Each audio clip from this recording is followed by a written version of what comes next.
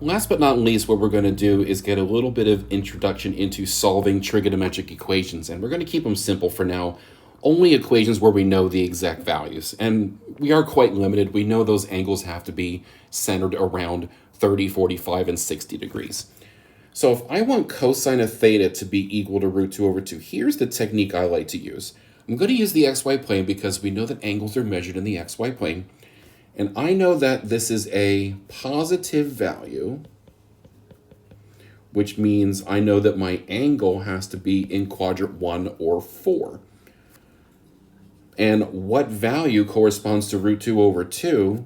45 degrees should, we should have bells and whistles going off for that because that's one of our special trig values. So I know that the reference angle has to be 45 degrees. And I know that I'm only looking at quadrants 1 and 4. So that must mean that theta is equal to, 45 degrees. And the other angle, if I go all the way around except for that 45, is 315 degrees. So there it is. Okay, now what if I wanted cosine of theta to be negative root 2 over 2?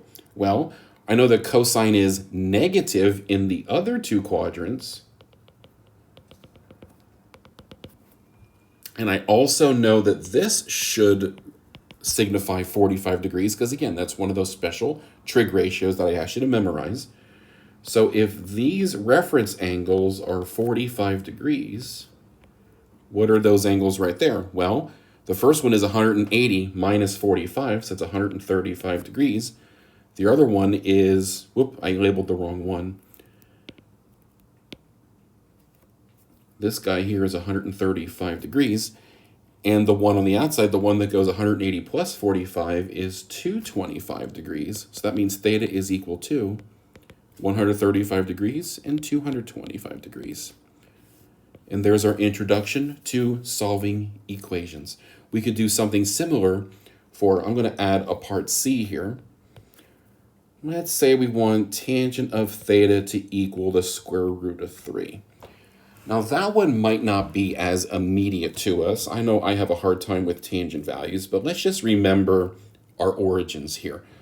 So tangent is positive in quadrant 1 and quadrant 3. And we can quickly figure out our reference angle by thinking about the signs. Tangent of theta is root 3 over 1, and that hypotenuse must be 2. And that's what's starting to look like our special triangle, right? Now, this isn't really drawn to scale too well, but I think we have it here. So what angle must that be if it's opposite the square root of 3? That's 60 degrees. So that means theta is equal to 60 degrees. And this other one, we're going 180 plus 60, which is 240 degrees. So there's our solutions there.